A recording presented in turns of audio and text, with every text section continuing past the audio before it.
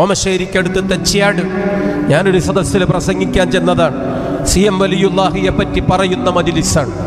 സംഘാടകർ വേദിയിൽ സ്വാഗതം പറയുന്ന ഉസ്താദ് സദസ്സിലേക്ക് ചൂണ്ടിക്കാണിച്ചുകൊണ്ട് പറയാൻ, ഈ ഇരിക്കണ നമ്മുടെ ആലിക്കായി. സദസ്സിലപ്പോൾ ആലി എന്ന സഹോദരനുണ്ട്. അയാളെ പറ്റിയാണ് സ്വാഗതം പറയുന്നയാൾ സദസ്സിനോട് സംസാരിക്കുന്നത്.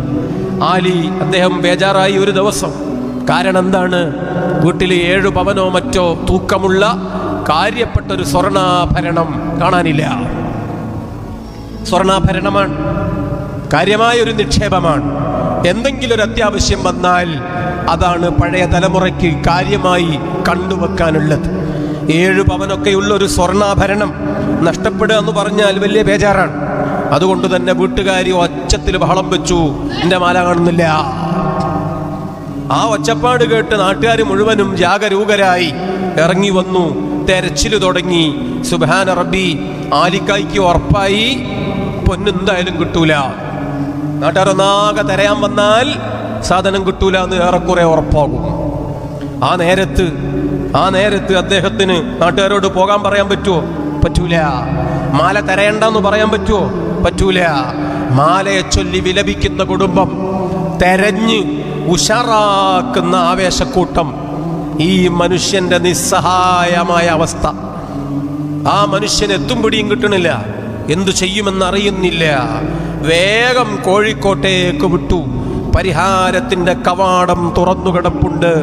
ബഹുമാനപ്പെട്ട ശൈഖുന ഖുത്ബുൽ ആലം റഈസു സാഹിദീൻ CM വലിയുല്ലാഹി മുഹമ്മദ് അബൂബക്കർ അൽ മദബൂരി ഖദ്ദസല്ലാഹു സിർറഹു, അല്ലാഹു ആ ആത്മാവിന് വിശുദ്ധി വർദ്ധിപ്പിക്കുമാറാകട്ടെ എന്ന് നമ്മളൊക്കെ പ്രാർത്ഥിക്കുന്നു, ആശംസിക്കുന്നു. ആ മഹാനുഭാവന്റെ അടുത്തേക്ക് ചെല്ലുമ്പോൾ കോഴിക്കോട് നഗരത്തിന്റെ ആ ഇടിയങ്ങര മൂലയിൽ മഹാനവർകൾ വസിക്കുന്ന വീട്ടിൻ്റെ മുൻഭാഗത്ത് 1000 പേരെങ്കിലുമുള്ള ക്യൂ വളഞ്ഞു പൊളഞ്ഞു നിൽക്കുന്നു. ആ ക്യൂവിൽ ഇടം നേടിയിട്ട് ഞാനിത് മൂപ്പരോട് പറയുമ്പോഴേക്ക് സമയം എത്രയാവും? അപ്പോഴേക്ക് എൻ്റെ മാല എവിടെത്തും? ബേജാറായ ആലിക്കായി അദ്ദേഹം ഒരു സ്ഥലത്തങ്ങനെ ഇരുന്ന് തലക്ക് കയ്യും കൊടുത്ത് നിലത്ത് കുത്തിയിരിക്കുന്ന നിസ്സഹായാവസ്ഥ. അപ്പോഴാണ് അനൗൺസ്, ഓമശ്ശേരിയിൽ നിന്ന് വന്ന ആലി വേഗം റൂമിലേക്ക് വരണം. ഈ മനുഷ്യന് വിശ്വസിക്കാൻ കഴിയുന്നില്ല. അയാൾ ഉറപ്പിച്ചു, ഇതിനെ പറ്റിയായിരിക്കൂല. ഓമശ്ശേരി എന്ന് പറഞ്ഞാൽ ഒരു ഗ്രാമമല്ല, ഒരുപാട് ഗ്രാമങ്ങളുടെ ഒരു കേന്ദ്രമാണ്.